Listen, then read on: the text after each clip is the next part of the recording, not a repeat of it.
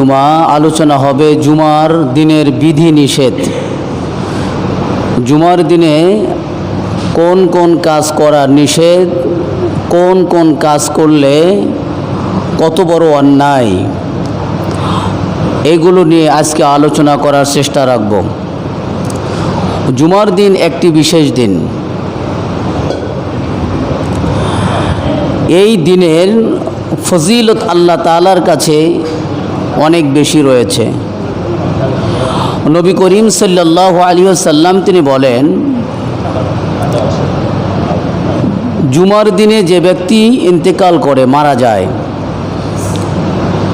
আল্লাহ তাআলা এই জুমার ফজিলতের কারণে, জুমার দিনের ফজিলতের কারণে ওই ব্যক্তির কবরের ফিতনা থেকে আল্লাহ তাআলা ওই দিনের জন্য হেফাজত করবেন। সুবহানাল্লাহ। সে যদি পাপীও হয়, ওই দিনে তাকে কবরের শাস্তি দিবেন না, এই জুমার ফজিলতের কারণে। জুমার দিনে কেউ মারা গেলে ওই ব্যক্তির কোনো কবরের ফিতনা নাই। এটি কিসের ফজিলত ভাই? জুমার দিনের ফজিলত। জুমার দিনের ফজিলত আমরা অনেক শুনেছি প্রথম জুমায়। আজকে জুমার ফজিলত নিয়ে তৃতীয় জুমা, নাকি বলেন? গত জুমায় আমল শিখেছি। জুমার দিনে আল্লাহ নবী সাল্লাল্লাহু আলাইহি সাল্লাম অনেকগুলো আমল করতেন। তার মধ্যে একটি আমল করতেন, জুমার দিনে তিনি গোঁফ এবং নখ এগুলো তিনি কর্তন করতেন। কেউ যদি জুমার দিনে গোঁফ এবং নখ কাটে, একটি দুর্বল হাদিসে বর্ণিত রয়েছে, ওই ব্যক্তির এক সপ্তাহের গুনাহের কাফফারা হয়ে যায়। সুবহানাল্লাহ বলেন। এই যে নখ কাটার সাথে সাথে আপনার শরীর থেকে সগীরা গুনাহ আল্লাহ তাআলা ঝরায়া দেন। যেভাবে ওযু করলে বান্দার শরীর থেকে পাপ মোচন করেন, ওইভাবে জুমার দিন নখ কাটলে আল্লাহ তাআলা তার শরীর থেকে পাপকে মোচন করে দেন। কিসের ফজিলত ভাই? জুমার দিনের ফজিলত। জুমার দিন এটা যেন তেন নয়।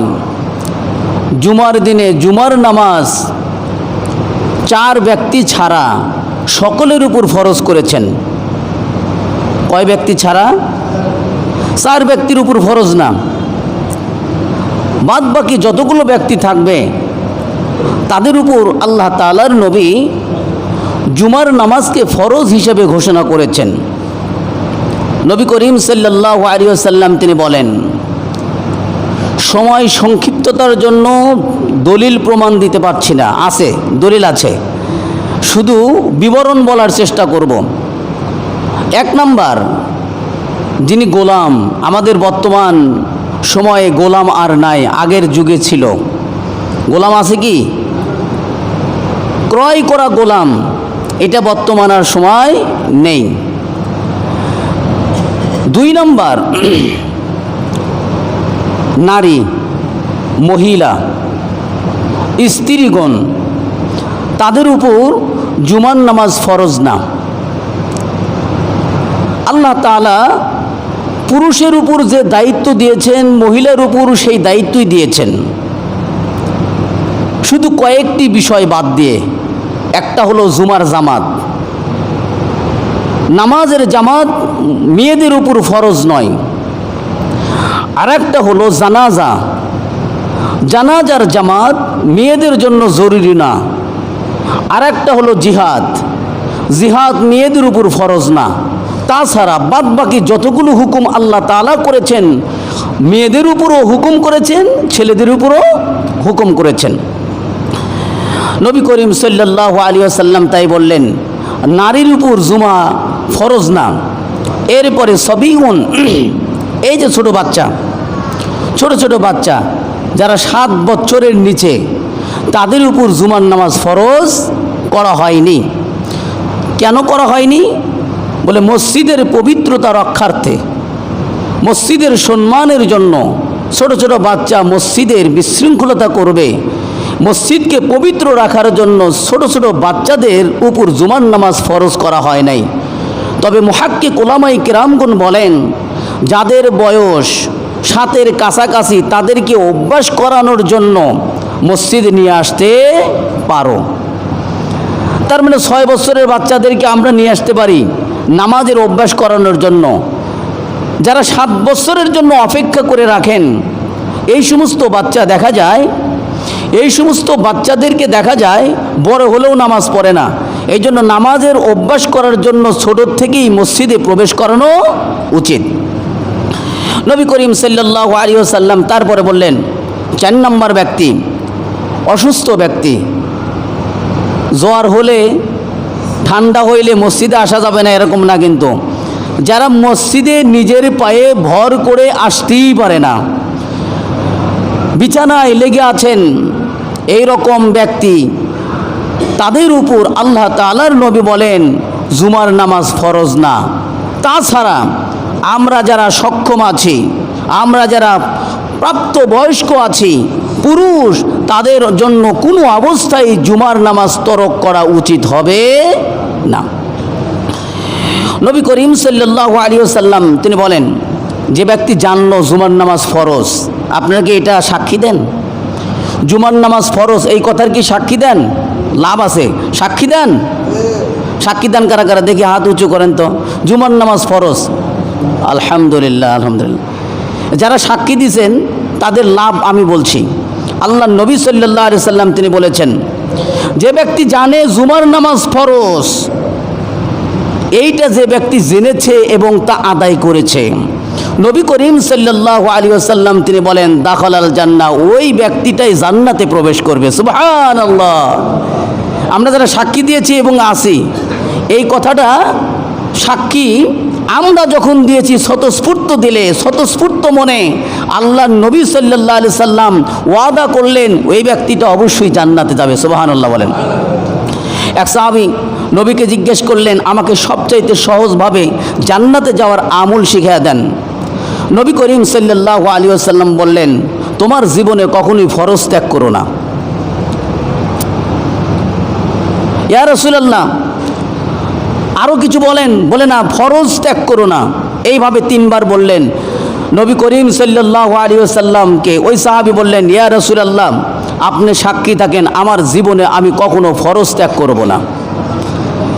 নবী করিম সাল্লাল্লাহু আলাইহি সাল্লাম বললেন, তুমি যদি তোমার কথায় সত্যবাদী হও, আমি তোমাকে জামিন দিলাম অবশ্যই অবশ্যই তুমি জান্নাতে প্রবেশ করবে। তার মানে ফরজ নামাজ আদায় করার মাধ্যমে আপনি জান্নাতে প্রবেশ করবেন, এই ওয়াদা কে দিয়েছেন? আল্লাহ তাআলা দিয়েছেন। এই ওয়াদা কে দিয়েছেন? নবী করিম সাল্লাল্লাহু আলাইহি ওয়াসাল্লাম দিয়েছেন। নবী বলেন, অলসতাবশত যে ব্যক্তি জুমার নামাজ তরক করে, আছে না এরকম ব্যক্তি? অলসতা করে, ইচ্ছা করে, অলসতা করে যারা জুমার নামাজ তরক করে, নবী করিম সাল্লাল্লাহু আলাইহি ওয়াসাল্লাম তিনি বলছেন ওই ব্যক্তি, আল্লাহ তাআলার নবী বলেন ওই ব্যক্তিকে এমন কলম দিয়ে লেখা হবে, ওই ব্যক্তির নাম এমন কলম দিয়ে লেখা হবে যে কলমের কালি কখনোই মুছবে না। কি মুছবে না ভাই? কালিটা মুছবে না। আল্লাহ তাআলা 2 ধরনের কালি দিয়ে ভাগ্য লেখেন। কয় ধরনের কালি দিয়ে? একটা মুছে যায়, প্রুফ কালি, একটা ফিক্সড কালি, আর একটা কি আনফিক্সড, যেটা একটা মুছে যায় আর একটা মুছে না। নবী করিম সাল্লাল্লাহু আলাইহি ওয়াসাল্লাম বলেন, যারা ইচ্ছে করে জুমার নামাজ ত্যাগ করে, ফরজ নামাজের জামাত ত্যাগ করে, এই ব্যক্তির আমল নামায় এমন কালিতে লেখা হবে যে কালিটা কখনো মুছবে না, তা তোলাও যাবে না।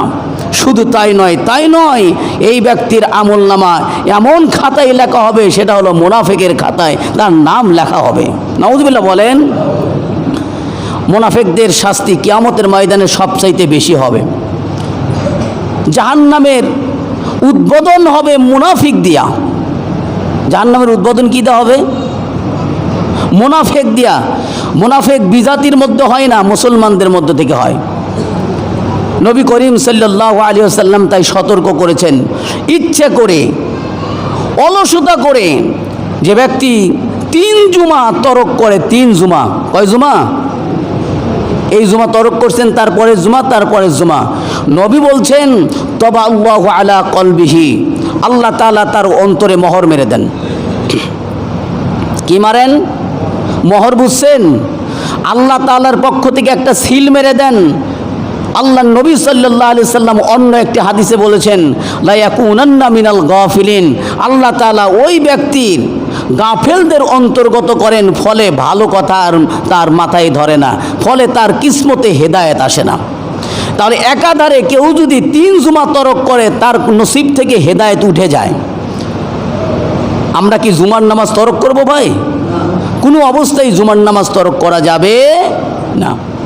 তবে ওই 4 ব্যক্তি যারা অসুস্থ, তারা যদি জুমার নামাজ তরক করে কারণবশত, ওজর বশত, আল্লাহ তাআলার নবী বলেন তাদের অন্তরে আল্লাহ তাআলা মোহর দিবেন না। সুবহানাল্লাহ বললেন না ভাই? আমরা এর অন্তর্ভুক্ত নয়, আমরা অসুস্থও না, আমরা শিশুও না, আমরা মহিলাও না। আমাদের জন্য আল্লাহ তাআলার নবী জুমার নামাজ ছাড় দেন নাই। জুমার নামাজ আমাদেরকে অবশ্যই পড়তে হবে। নবী করিম সাল্লাল্লাহু আলাইহি ওয়াসাল্লাম তিনি বলেন, তোমরা জুমার নামাজের প্রস্তুতি আগের থেকে গ্রহণ করো, খুতবার জন্য উপস্থিত হও। খুতবা শোনার জন্য নবী করিম সাল্লাল্লাহু আলাইহি সাল্লাম ব্যাপক উৎসাহিত করেছেন, উদ্বুদ্ধ করেছেন। উহজুরু যিকরা ওয়াদনু মিনাল ইমাম, তোমরা খুতবা শ্রবণের জন্য ইমামের নিকটবর্তী হয়ে বসো। যে ব্যক্তি ইমামের নিকটবর্তী বসা থেকে যত দূরে থাকে, জান্নাতে প্রবেশ করতে সে তত দূরে, যদিও সে জান্নাতে প্রবেশ করবে। একবার কথা কি ভাবছেন? জুমার নামাজের খুতবার মাঝে জান্নাতে যাওয়ার পথ অনুসন্ধান করা হয়, জান্নাতে যাওয়া তার জন্য সহজ হয়। এই জন্য নবী করিম সাল্লাল্লাহু আলাইহি সাল্লাম বললেন, জুমার নামাজের খুতবার জন্য যে যত নিকটবর্তী হবে, জান্নাতের জন্য সে তত নিকটবর্তী। জুমার নামাজের খুতবার জন্য যে যত দূরবর্তী হবে, জান্নাতে যাওয়া থেকে সে তত দূরবর্তী হবে, যদিও বা সে জান্নাতে প্রবেশ করে। তার মানে আজানের সাথে সাথে জুমার নামাজের জন্য প্রস্তুতি নিয়ে মসজিদে প্রবেশ করতে হবে। নবী বলেন, মুয়াজ্জিন যখন জুমার নামাজের আজান দেয়, আল্লাহ নবী সাল্লাল্লাহু আলাইহি ওয়াসাল্লাম তিনি বলেন, মুয়াজ্জিনের আজান কানে শুনেছে এই লোকটার জন্য, এই ব্যক্তির জন্য হুরিমাল আমাল, সমস্ত কাজ তার জন্য আল্লাহ নবী সাল্লাল্লাহু আলাইহি সাল্লাম হারাম করে দিয়েছেন। সমস্ত কাজ হারাম ঘোষণা করে দিয়েছেন কে? বলেন। এই কথার দ্বারা নবী বুঝাইছেন তাগিদ। সমস্ত কথা, সমস্ত আমল, সমস্ত কাজ, সব কিছু ক্রয় বিক্রয় আল্লাহ তাআলা সূরা জুমার 9 নম্বর আয়াত স্পষ্ট করেছেন, ওয়াজারুল বাইআ, জুমার নামাজের যখন আজান হয় তখন তোমরা ক্রয় বিক্রয় ত্যাগ করো। এই কথার দ্বারা কি বুঝাইছেন? আল্লাহ নবী সাল্লাল্লাহু আলাইহি সাল্লাম বলেছেন, যে ব্যক্তি জুমার নামাজের আজানের পরেও ক্রয় বিক্রয় করে, ওই ক্রয় বিক্রয়ে আল্লাহ তাআলা ওয়ালা বারাকা, আল্লাহ তাআলা কোনো বরকত দিবেন না। যদিও বা সে বিক্রি করেছে, যদিও বা সে কাজ করেছে, ওই কাজে আল্লাহ তাআলা কোনো বরকত দিবেন না। আল্লাহ নবী সাল্লাল্লাহু আলাইহি সাল্লাম অন্য একটি হাদিসে বলেছেন, জুমার নামাজের আজানের পরে যে ব্যক্তি কাজকর্ম করে, ওই কাজকে আল্লাহ তাআলা কখনো গোছালো করবেন না, অগোছালো করে দিবেন। এটা নবীর ভাষা ভাই। ওয়ালা সামলালা, আল্লাহ তাআলা নবী বলেন তার কাজকর্মকে আল্লাহ তাআলা কখনোই পরিপাটি করবেন না, গোছানো করবেন না। এই জন্য জুমার নামাজের আজানের পরে যত তাড়াতাড়ি সম্ভব দ্রুত চলে আসা। জুমার নামাজ তো ত্যাগ করার কোনো প্রশ্নই আসতে পারে না। কোনো ব্যক্তি যদি জুমার নামাজ তরক করে, আল্লাহ নবী সাল্লাল্লাহু আলাইহি সাল্লাম বলেন এই ব্যক্তি যেন একটি দিনার একটি দিরহাম সাদাকা করে দেয় জরিমানা হিসাবে। 1 সা অথবা 1 সা সাদকা করে। 1 সা সমান কত? 4 সের। 1 সার সমান কত? 1 সা সমান 4 সের। আমরা আমাদের কাছে যাদের 1 সা নাই, তারা যেন অর্ধ সা দেয়। অর্ধ সা সমান 4 সেরের অর্ধেক, অর্থাৎ ফেতরা যতটুকু দিই আমরা ফিতরা কতটুকু দিই? এতটুকু সাদাকা করার বিধান আল্লাহ নবী সাল্লাল্লাহু আলাইহি সাল্লাম বলেছেন, যে ব্যক্তির ইচ্ছা করে না, অনিচ্ছায় অলসতা করে জুমার নামাজ ত্যাগ করেছে, এই লোকটা যেন 1 সা অথবা অর্ধ সা সাদকা করে দেয়। আচ্ছা, সাদকা করলেই কি নামাজ পরিপূর্ণ হইল? যেটা আপনার থেকে ছুটে গেছে এটা কিন্তু কখনোই পরিপূর্ণ হতে পারে না। আল্লাহর নবী গুরুত্ব বোঝানোর জন্য, জুমার নামাজের গুরুত্ব বোঝানোর জন্য তিনি বললেন, এই শোনো, যে ব্যক্তি 1 মাইল দূরে থাকে এই ব্যক্তিও যেন জুমার নামাজ আদায় করে জামাতের সাথে। তারপরে তিনি বললেন, যে ব্যক্তি 2 মাইল দূরে থাকে সেও যেন জুমার নামাজ জামাতে আদায় করে। আপনার বাড়ি অবস্থান 2 মাইল দূরে। এরপরে নবী করিম সাল্লাল্লাহু আলাইহি সাল্লাম বললেন, এই শোনো, যে ব্যক্তি 3 মাইল দূরে থাকে, মসজিদ থেকে 3 মাইল দূরে, আপনার বাড়ি কোথায়? মসজিদ থেকে 3 মাইল দূরে, নবী বললেন সে যেন জুমার নামাজের জামাত তরক না করে জুমার নামাজের জামাত আদায় করে। 3 মাইল দূরে থাকা অবস্থায়ও কেউ যদি জুমার নামাজ তরক করে, আল্লাহর নবী বললেন ওই ব্যক্তির অন্তরে আল্লাহ তাআলা মোহর এঁটে দেন। এরপরে আল্লাহর নবী উল্লেখ করেন নাই, অর্থাৎ 3 মাইল দূরে কারো যদি বাড়ি থাকে, সে যদি জুমার নামাজ তরক করে, এই ব্যক্তির অন্তরে আল্লাহ তাআলা মোহর দিবেন না। আলহামদুলিল্লাহ, আমরা এখন যত মাইলই দূরে যাই সেখানে তো মসজিদ আছে না ভাই? আছে কি না? আপনার জরুরতের ক্ষেত্রে সেখানেও পড়তে পারবেন, কিন্তু আপনার মহল্লার থেকে শুরু করে 3 মাইলের মধ্যে কোনো মসজিদ নাই, তারপরও আপনাকে কি করতে হবে? 3 মাইল হেঁটে হলেও এই মসজিদে এসে জুমার নামাজ আপনাকে আদায় করতেই হইবে। সম্মানিত মুআজ্জাজ মুহতারাম উপস্থিতি শুধু, আল্লাহ নবী সাল্লাল্লাহু আলাইহি ওয়াসাল্লাম তিনি বলেন, জুমার দিনের গুরুত্ব অনেক বেশি। এই জুমার দিনে এমন একটি মুহূর্ত আছে, যে মুহূর্তে কোনো বান্দা বৈধ দোয়া করে, হারাম দোয়া না, যেটা আল্লাহ নাজায়েজ করছেন এরকম দোয়া না, বৈধ দোয়া করে, সেই দোয়া আল্লাহ তাআলা আতাহু ইয়া, আল্লাহ তাআলা অবশ্যই ওই বান্দার দোয়াকে অবশ্যই কবুল করবেনই করবেন। সুবহানাল্লাহ বলেন। নবী করিম সাল্লাল্লাহু আলাইহি ওয়াসাল্লাম তিনি বলেন, সেই সময়টা বেশি না, অল্প সময়। কতটুকু সময়? বলে ইমাম সাহেব মেহরাবে মেম্বরে বসা থেকে নামাজ শেষ করা পর্যন্ত। এই সময় কি বেশি সময় ভাই? এই সময়ের মধ্যে কেউ যদি দোয়া করে, আল্লাহ তাআলার নবী বলেন সেই দোয়াকে আল্লাহ তাআলা অবশ্যই কবুল করবেন। মুহাক্কিক উলামায়ে কিরামগণ বলেন, নবী করিম সাল্লাল্লাহু আলাইহি ওয়াসাল্লাম তিনি বলেছেন, তোমরা আবার আশা করতে পারো আর একটা মুহূর্ত রয়েছে জুমার দিনে, সেটা হলো জুমার দিনে আসরের নামাজের পর থেকে সূর্য অস্তমিত হওয়া পর্যন্ত, অর্থাৎ মাগরিবের আগ পর্যন্ত, আসর থেকে মাগরিবের মধ্যবর্তী সময়ে কোনো বান্দা, কোনো ব্যক্তি যদি বৈধ দোয়া করে, হারাম দোয়া না, তবে ওই দোয়াকে আল্লাহ তাআলা অবশ্যই কবুল করবেন। এই জন্য জুমার দিন আমাদের আসরের পর থেকে মাগরিবের মধ্যবর্তী সময় কাজে লাগানো আমার আপনার সকলের কিন্তু প্রয়োজন আছে। আল্লাহর নবী যেহেতু গ্যারান্টি দিয়েছেন এই সময়ের মধ্যে কোনো বান্দা যদি দোয়া করে আল্লাহ তা কবুল করবেন, আমার প্রয়োজন আল্লাহ তাআলার কাছে চাবো, নাকি বলেন? এই জন্য জুমার দিনে আমরা কি করব ভাই? কাজে লাগাবো। মুআজ্জাজ মুহতারাম সম্মানিত উপস্থিতি শুধু, নবী করিম সাল্লাল্লাহু আলাইহি ওয়াসাল্লাম তিনি বলেন, জুমার দিনে এতই গুরুত্ব, অতিরিক্ত ফজিলত মনে করে জুমার দিনে রোজা রেখে হালকা হয়েও না। ঈদের দিনে আমরা কি রোজা রাখি ভাই? ঈদের দিনে কি রোজা রাখি? খুশি করি না? নবী করিম সাল্লাল্লাহু আলাইহি সাল্লাম তাই বললেন, জুমার দিনে তোমরা ফজিলত বেশি মনে করে রোজা রেখো না। তবে ওই ব্যক্তির বিষয়টা স্বতন্ত্র, যে ব্যক্তি জুমার দিনেও রাখে, জুমার দিনের আগের দিনও রাখে, জুমার দিনের পরের দিনও রাখে, অর্থাৎ লাগাতার রাখে।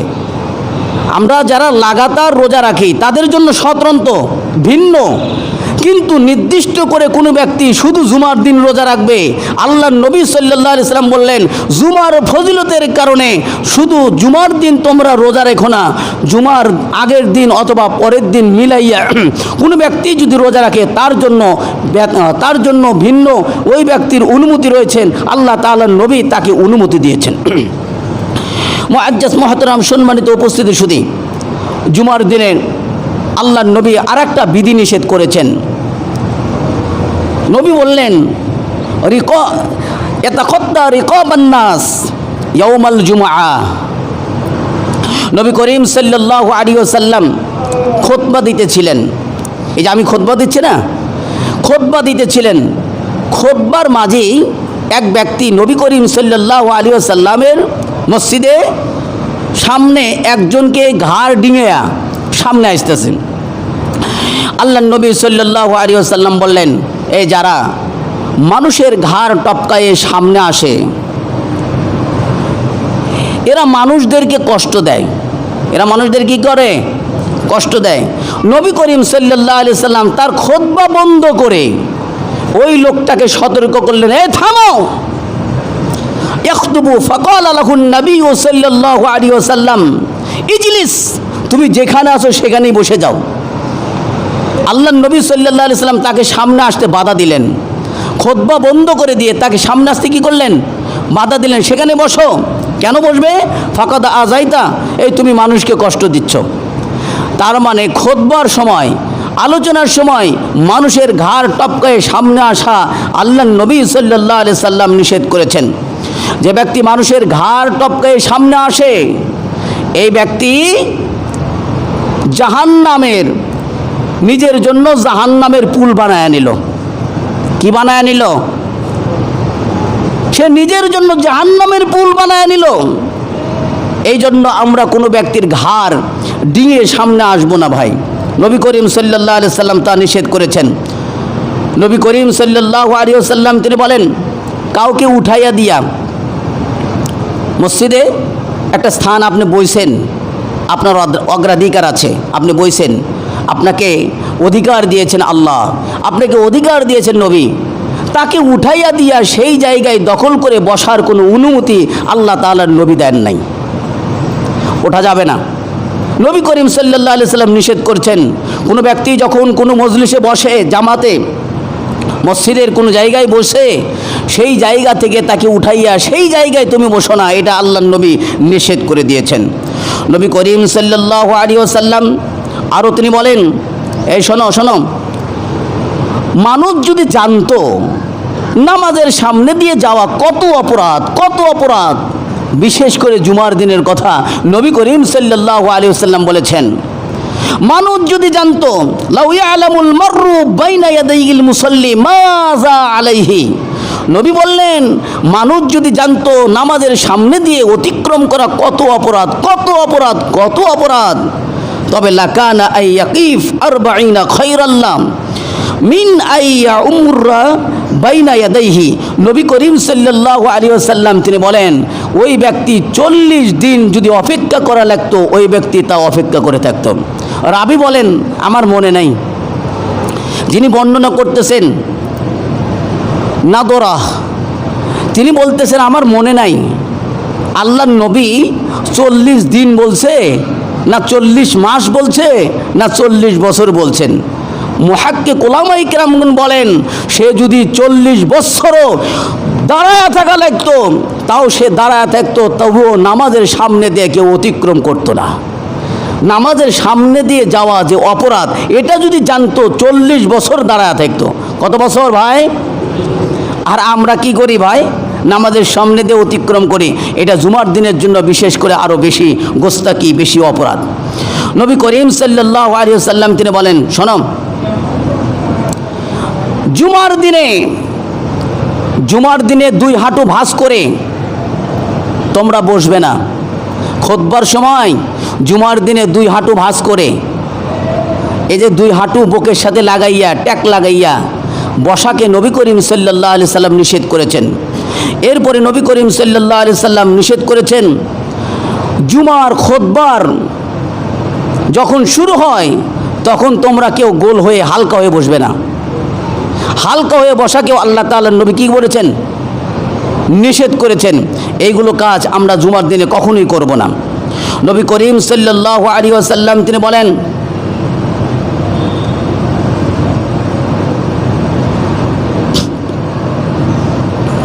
নবী করিম সাল্লাল্লাহু আলাইহি ওয়াসাল্লাম তিনি বলেন, জুমার দিনে সারা অন্যান্য দিন, জুমার দিন সারা অন্যান্য দিনে নবী করিম সাল্লাল্লাহু আলাইহি ওয়াসাল্লাম ঠিক দুপুরে, অর্থাৎ সূর্য মাথার উপরে, দ্বিপ্রহর ঠিক দুপুরে নামাজ পড়াকে তিনি অপছন্দ করতেন। তবে জুমার দিন ছাড়া। তবে কি ভাই? জুমার দিন ছাড়া। এর ব্যাখ্যা হিসাবে নবী বললেন, কেন জুমার দিন ছাড়া? জুমার দিনে আল্লাহ তাআলা জাহান্নামকে প্রজ্বলিত করেন না। জুমার দিন ছাড়া প্রতিটা দিন আল্লাহ তাআলা জাহান্নামকে প্রজ্বলিত করেন, জাহান্নাম উত্তপ্ত করেন, গরম করেন। তাই ঠিক দুপুরে নামাজ পড়াকে আল্লাহ তাআলার নবী হারাম ঘোষণা করেছেন। আর জুমার দিনের জন্য এ হারাম করেন নাই, ঠিক দুপুরেও নামাজ পড়া যাবে। সুবহানাল্লাহ বললেন না ভাই? কিসের ফজিলত এটা? জুমার দিনের ফজিলত। এই জন্য আসুন আমরা জুমার দিনের অত্যাধিক ফজিলত অর্জন করার চেষ্টা করব। আমরা জুমার সলাত নষ্ট করব না। যারা জুমার সলাত নষ্ট করেছে তারা জাহান্নামে যাবে। আদা উস সলাতা ওয়াত্তাবা উস শাহওয়া। জুমার সলাত যারা নামাজ নষ্ট করেছে, জামাত নষ্ট করেছে, তারা জাহান্নামে যাবে। আল্লাহ তাআলা সূরা মুদ্দাসসিরে বলেছেন, এই তোমাদেরকে কিসে জাহান্নামে নিয়ে আইছে? তখন আমরা বলবো, যারা নামাজ পড়ি নাই তারা বলবো, ক্বালু লাম নাকু মিনাল মুসাল্লিন, আমরা তো নামাজ পড়তেছিলাম না। মৌলবীরা অনেক বলছে নামাজের কথা, কিন্তু আমরা নামাজের গুরুত্ব দিই নাই। এই জন্য ভাই নামাজের গুরুত্ব দেব, নামাজকে অবহেলা করব না। বিশেষ করে জুমার নামাজ আমরা কোনো অবস্থায় অবহেলা করব না। যদি করি আল্লাহ তাআলা আমাদের অন্তরে মোহর মেরে দেবেন। মোহর যদি আল্লাহ তাআলা মারেন, সিল যদি মারেন, এমন একটা সিল মারবেন যেটা কোনো অবস্থায় ওই সিল উঠানো সম্ভব নয়। ফলে আমাদের খাতা মুনাফিকের খাতা হয়ে যাবে, আমাদের আমলনামা মুনাফিকদের আমলনামায় হয়ে যাবে। আমাদেরকে আল্লাহ তাআলা ফলে জাহান্নামে নিক্ষেপ করবেন। জাহান্নাম থেকে মুক্তি পাওয়ার জন্য ফরজ আমলের বিকল্প নেই। আল্লাহ তাআলা আমাদের সবাইকে বেশি বেশি ফরজ আমল করার তৌফিক দান করেন। আমিন।